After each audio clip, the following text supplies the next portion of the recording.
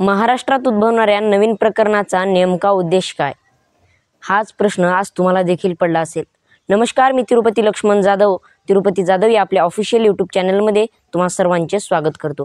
खऱ्या अर्थानं आज महाराष्ट्रामध्ये नवीन प्रकरणं उद्भवत आहेत.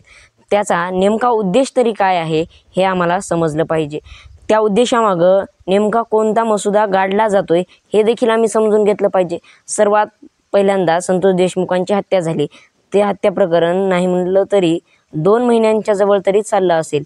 2 महिन्यानंतरही संतोष देशमुख यांच्या प्रकरणातील जे गुन्हेगार होते ते सापडले, परंतु त्या गुन्हेगारांना अखेरपर्यंत त्यांना फाशी झाली का, त्यांना मुख्य कोणती सजा होईल हे देखील जनतेला कळालं पाहिजे. परंतु त्याच्यानंतर अबू आझमींनी जे वादग्रस्त वक्तव्य केलं होतं त्याच्या प्रकरणात 1 महिना गेला, तर आता एक नवीनच प्रकरण उद्भवलं आहे, ते म्हणजे वाघ्या कुत्र्याचं. असे जे नवीन प्रकरणं उद्भवत आहेत, या प्रकरणांचा नेमका उद्देश काय आहे किंवा हे सरकारकडून घडवलं जाते का हे देखील आम्ही समजून घेतलं पाहिजे.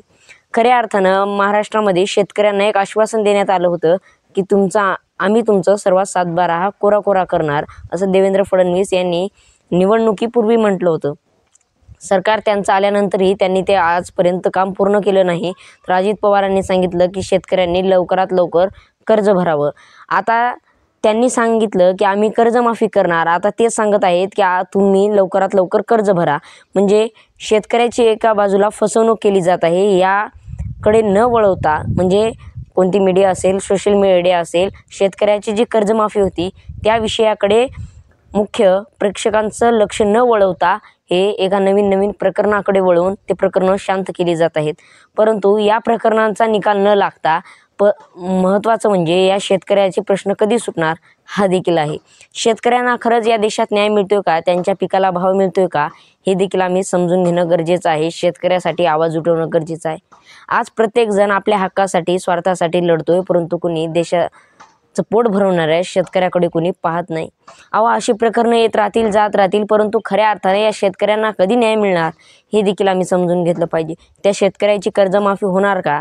काही दिवसापूर्वी जेव्हा केंद्रीय कृषी मंत्री शरदचंद्र पवार साहेब होते त्यांनी कर्जमाफी केली.